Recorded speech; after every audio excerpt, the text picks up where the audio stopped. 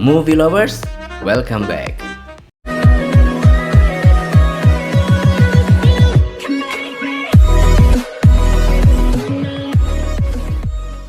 Oke broku, biji mana kabarnya? Semoga Anda dan kita semua selalu sehat ya. Amin. Nah, kali ini saya akan menceritakan alur sebuah film masih seputaran horor. Kok horor? Masih seputaran horor. Ini cukup seru filmnya ya. Nggak ribet, lurus-lurus aja, nggak pakai plot twistan. Kenapa saya bahas film ini? Tidak lain dan tidak bukan karena film ini digarap oleh John R. Leonetti yang sudah tidak diragukan lagi dalam menyutradari film-film horor fenomenal seperti The Conjuring, Annabelle, Insidious, dan masih banyak lagi. Seperti apa keseruan film ini? Oke, kalau gitu saya ucapkan selamat menyaksikan. Kenakan headset, pastikan volume dan jarak tonton Anda pada posisi yang nyaman. Jangan lupa beli kuota. So, jangan kemana-mana, mari kita sambit inilah.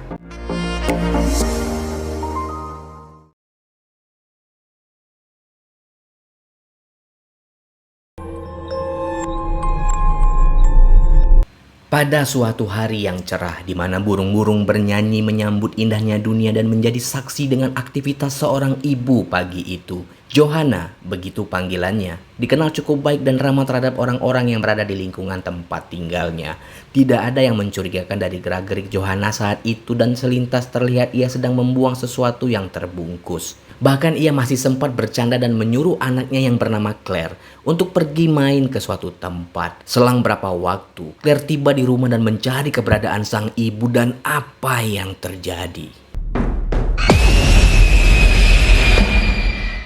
12 tahun kemudian dan terlihat Claire tidak lagi seorang gadis kecil. Ia sudah tumbuh menjadi seorang gadis belia, lucu dan imut, padat berisi di kisaran 34 atau 36 mungkin. Udah mulai tumbuh sedikit remang-remang dan berwarna pink kayaknya.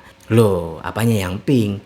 Anda pasti tahu, nggak perlu dijelaskan ya, bahaya. Dan di scene ini ternyata Claire mempunyai seorang ayah bernama Jonathan yang berprofesi sebagai buruh harian lepas dengan mengumpulkan barang-barang bekas yang tentu saja nantinya akan dijual kembali. Seperti film-film yang bertemakan remaja kebanyakan, Claire tidak mempunyai banyak teman di lingkungan sekolahnya selain Meredith dan June. Apalagi dengan profesi sang ayah membuat Claire diolok-olok bahkan dibully oleh teman-temannya. Bahkan Claire memiliki musuh bebuyutan bernama Darcy yang selalu iseng terhadapnya. Tapi siapa sangka Claire justru menyukai seorang pria bernama Paul, di mana ia adalah bagian dari geng Darcy dan tentu saja Claire merasa minder.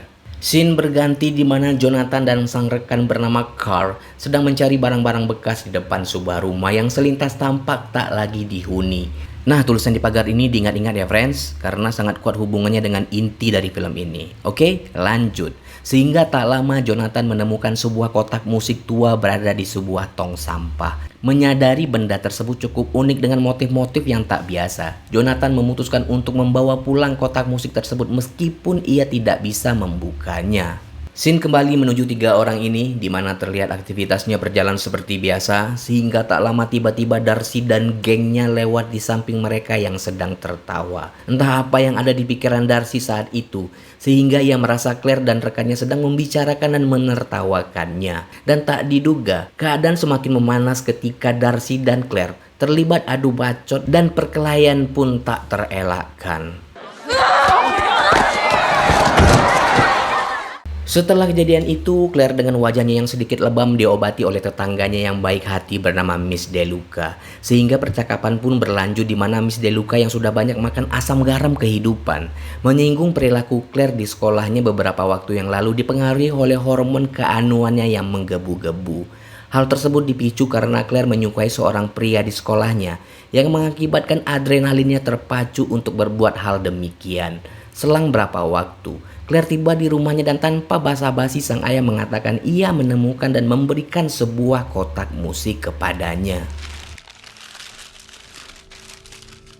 Dengan penuh rasa penasaran, Claire melihat bagian demi bagian dari kotak musik tersebut yang bertuliskan huruf Cina kuno. Tidak banyak yang bisa ia artikan dari tulisan tersebut sehingga ia mengarah pada satu kalimat yang bertuliskan 7 permintaan. Claire yang tidak mengerti apa maksud dari kotak tersebut, sejenak ia tidak memperdulikannya. Selang beberapa waktu dan tak disangka, amarah Claire seketika bergejolak di mana ia mendapati sebuah video perkelahiannya dengan Darcy dan foto sang ayah diunggah ke sebuah media sosial. Sehingga pandangannya tiba-tiba mengarah ke kotak musik tersebut dan tanpa ia sadari, ia mengucapkan satu permintaan yang tertuju pada Darcy. Darcy Chapman, just like go rot. Keesokan harinya, Darcy terbangun dari tidurnya dan tak disangka ia mendapati tubuhnya penuh dengan luka yang terlihat sangat menjijaikan.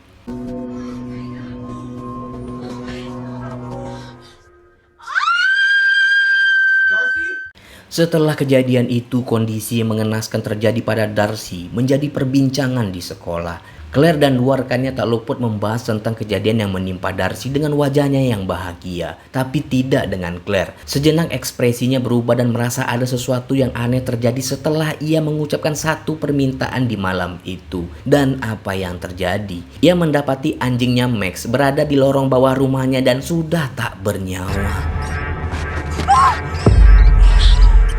Merasa ada sesuatu yang janggal, Claire memutuskan untuk menanyakan kepada gurunya demi mengartikan tulisan Cina yang tidak ia ketahui seluruhnya. Tapi sialnya, sang guru tidak begitu memahami karena tulisan tersebut berasal dari Cina kuno. Sehingga tak lama, tiba-tiba salah satu rekannya yang bernama Ryan menawarkan kepada Claire agar menjumpai temannya yang cukup banyak memahami bahasa Cina kuno yang dimaksud. Dan Claire belum menjawab apa saran dari rekannya tersebut saat itu. Malam harinya, sesampainya di rumah, Claire yang masih dirundung kesedihan yang berkepanjangan tak sengaja ia melihat akun pria yang ia suka di sebuah media sosial. Tentu saja hal itu membuat Claire semakin galau, dikarenakan pria tersebut sudah memiliki kekasih dan akan sulit baginya untuk mendekatinya.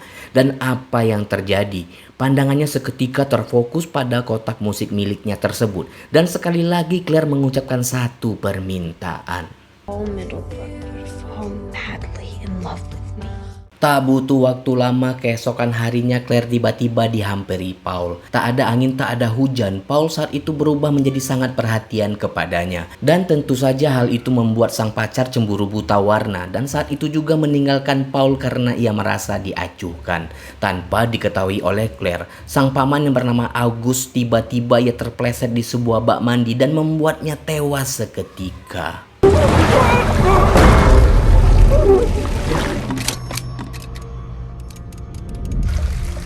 Sesampainya di rumah, Claire mendapati sang ayah yang sedang menonton sebuah berita yang menginformasikan bahwa sang paman yang diketahui adalah seorang konglomerat tewas hari itu. Entah kenapa Claire tiba-tiba sangat bersikap tidak menyenangkan terhadap sang ayah. Jonathan hanya bisa terdiam dan Claire pergi begitu saja dengan rasa kecewanya. Dan lagi-lagi, Claire belum menyadari rentetan kejadian yang diakibatkan oleh kotak musik tersebut dan tanpa ragu mengutarakan permintaannya. I wish that Uncle August would leave me everything. Sesaat kemudian tiba-tiba seseorang memberikan informasi dengan mengatakan seluruh kekayaan pamannya tersebut diwariskan kepada Jonathan dan keluarganya. Sontak pernyataan itu membuat Claire melongo dan masih tidak percaya dengan apa yang terjadi. Tanpa pikir panjang, mereka saat itu juga pindah ke rumah pamannya tersebut dan menikmati seluruh fasilitas dan kekayaan yang tak ada habis 9 keturunan.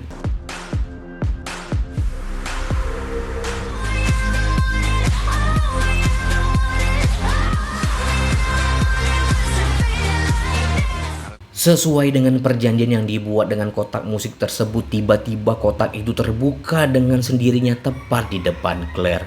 Claire yang tak bisa berkata banyak hanya bisa melihat kejadian aneh itu. Di tempat yang berbeda, Miss DeLuca yang disibukkan dengan aktivitasnya di dapur tak disangka sesuatu terjadi kepadanya dan membuatnya tewas mengenaskan saat itu juga. Setelah kejadian itu terjadilah percakapan cukup intens di antara dua orang ini, di mana Claire membicarakan dirinya yang merasa tidak seberuntung teman-temannya yang lain. Claire melanjutkan perkataannya bahwa ia selalu minder dengan pergaulan di lingkungannya karena teman-temannya di sekolah yang selalu membuli dirinya terlebih pasca sang ibu meninggal. Tidak sepemikiran dengan Jonathan, ia justru memuji Claire adalah sosok yang supel, cerdas, dan mempunyai talenta menjadi seorang pelukis yang sangat mirip dengan ibunya. Singkat cerita, di keesokan harinya Claire yang berada di loker tak sengaja melihat dan mendengar pembicaraan Paul dengan sang kekasih yang berujung dengan perpisahan. Dan tentu saja di balik itu, Claire merasa sangat bahagia karena ia memiliki kesempatan untuk mendekati Paul. Sehingga tak lama, Claire segera menjumpai Ryan yang dulu pernah menawarkan untuk mengartikan tulisan Cina kuno yang berada di kotak musik tersebut. Tak lama mereka tiba di lokasi yang dimaksud dan tanpa babi bu, Claire langsung memberikan kotak musik tersebut kepada seorang wanita perawakan Chinese yang diketahui bernama Gina. Seketika Gina mengatakan bahwa kotak musik tersebut adalah sebuah pot permohonan Cina kuno, di mana orang yang menggunakannya cukup dengan meletakkan tangan atau menyentuhnya dan menyebutkan 7 permintaan. Jika kotak tersebut hilang atau dijual, maka seluruh permintaan akan dibatalkan. Sehingga tak lama Gina terfokus pada tulisan yang terletak di bawah kotak tersebut yang menyebutkan satu nama, Lu Mei. Gina tanpa ragu mencari informasi terkait nama tersebut dan terungkaplah sebuah fakta bahwa dahulu kala seluruh manusia di daratan Cina tewas akibat penyakit pes, dan Lu Mei beserta keluarganya dicurigai terinfeksi dengan penyakit tersebut dan mereka dikarantina di sebuah gerbong kereta api.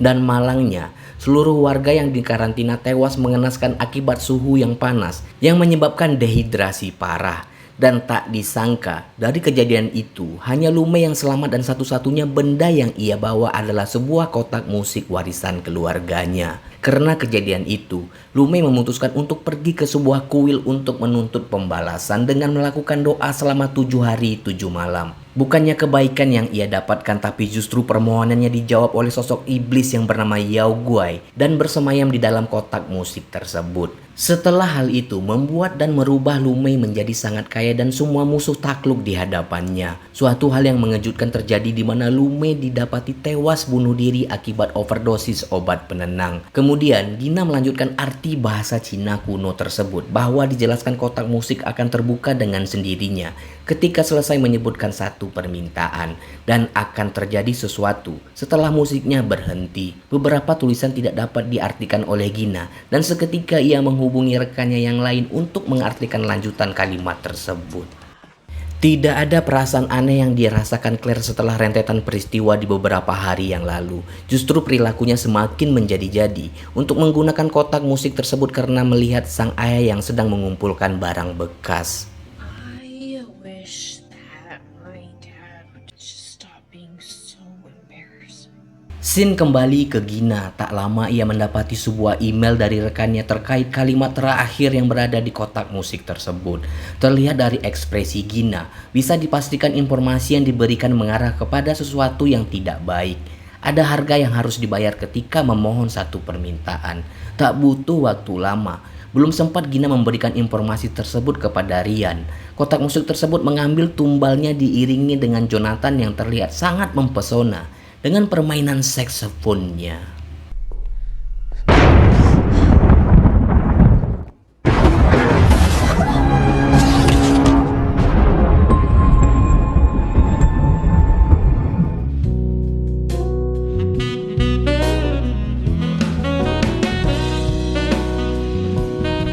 Singkat cerita, pagi itu Claire dihampiri Ryan yang menanyakan apakah kotak musik tersebut terbuka dan memainkan sebuah musik. Claire hanya terlihat bingung dengan apa yang dikatakan Ryan. Dan Ryan melanjutkan perkataannya bahwa kalimat yang sulit diartikan Gina beberapa waktu yang lalu adalah setiap permintaan harus dibayar dengan darah. Itu artinya kotak musik tersebut mengabulkan setiap permintaan diiringi dengan mengorbankan satu nyawa. Dan pemikiran Ryan saat itu mengarah pada Claire yang sudah memohon permintaannya malam itu. Sehingga nyawa yang menjadi korban adalah Gina. Tidak ada sama sekali perasaan bersalah Claire terhadap peristiwa itu dan pergi begitu saja. Dan tak disangka, perubahan begitu nyata terjadi pada diri Claire di mana dua rekannya melihat ia begitu dekat dengan Paul. Sungguh suatu kejadian yang membuat Meredith dan Jun bingung. Bagaimana bisa Claire sangat dekat dengan Paul, sementara Paul dan rekannya adalah geng yang paling terkenal di lingkungan sekolah tersebut. Seakan dituntun oleh kotak musik tersebut, tanpa ragu Claire memohon permintaan yang selanjutnya. I wish that I was the most popular girl in school.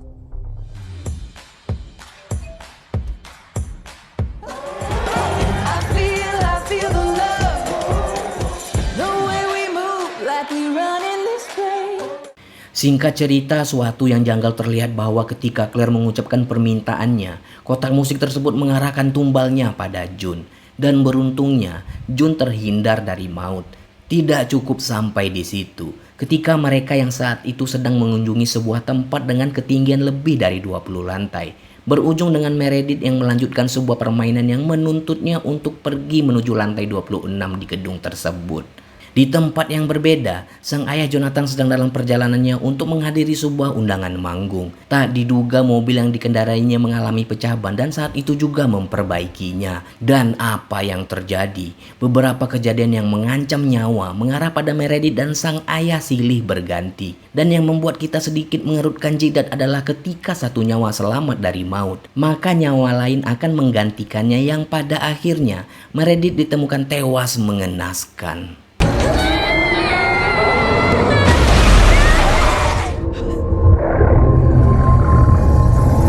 Seketika scene mengarah pada dua orang ini di mana Ryan mengungkapkan sebuah fakta bahwa beberapa waktu pasca kematian Lu Mei, seorang militer angkatan udara bernama Arthur Sands ditugaskan ke daratan Cina di akhir Perang Dunia Kedua.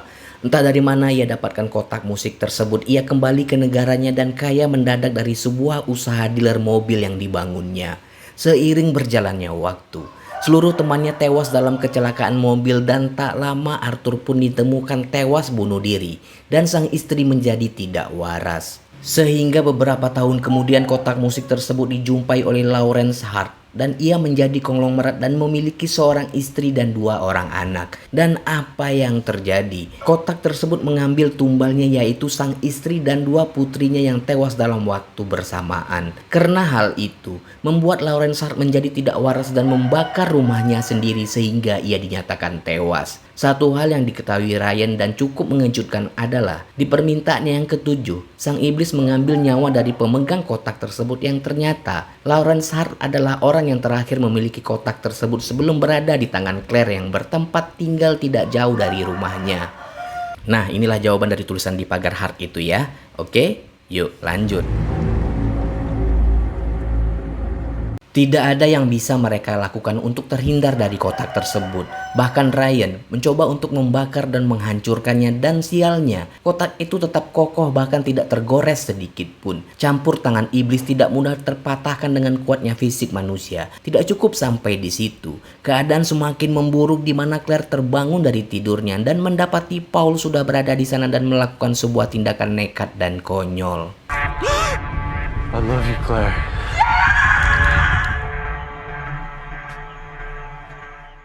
Keesokan harinya dan tak disangka Claire tidak menemukan keberadaan kotak musik tersebut di rumahnya. Dan parahnya, keadaan berubah 359,9 derajat di mana Jonathan dan Claire yang terpaksa pergi dari rumah tersebut. Karena rumah itu disita akibat menunggak pajak selama 10 tahun dan saat itu juga membuat Claire kembali Miss Queen. Home sweet home.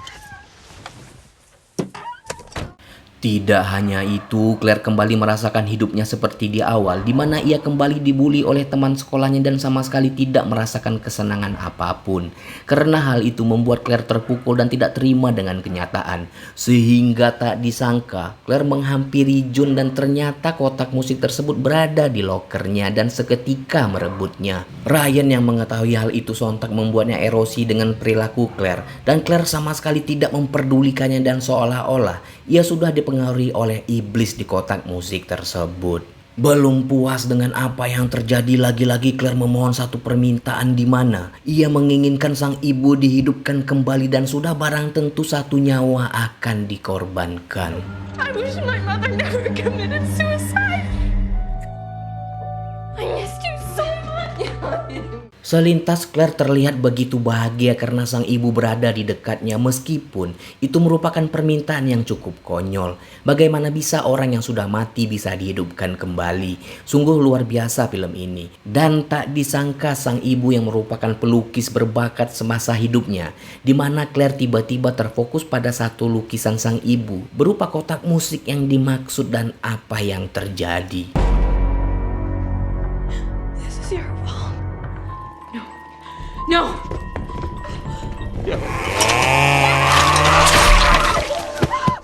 Setelah kejadian itu tersisa satu permintaan dan Claire tidak menyia-nyiakan kesempatan emas tersebut yang pada akhirnya semua kejadian kembali di awal dan sang iblis menjemput nyawa Claire setelahnya. My final wish is I want to go back to the morning my dad found you. I was wondering if I could go with you guys. You know. Just bury it, no shortcuts.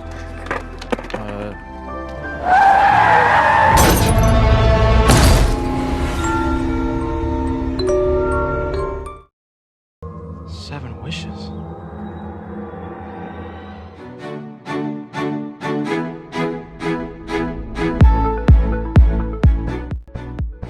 Oke, gimana penilaian kalian? Biasa, lumayan, atau bagus? Kalau menurut saya sih lumayan lah ya. Secara alur ceritanya simple, jadi penonton nggak perlu mikir keras. Ya, saya rasa sekali nonton udah langsung paham. Harusnya dibikin lebih greget sih. Secara gitu, sutradaranya kan kece punya. Misalnya nih, tiba-tiba mesinnya macet nggak berbunyi, terus permintaan kan nggak terkabulkan tuh. Claire pasti panik dong, udah kebelet tapi nggak kesampaian, ya kan? Atau pas nyebutin permintaannya keluar sosok jin gitu. Sebutkan satu permintaan.